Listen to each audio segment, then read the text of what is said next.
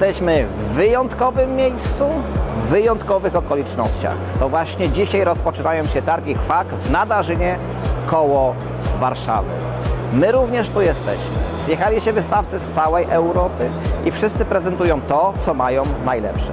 My przyjechaliśmy z naszymi kotłami zgazowującymi na drewno oraz piecykami kominkowymi.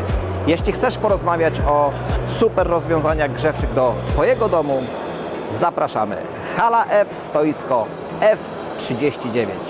Spotkajmy się na targach.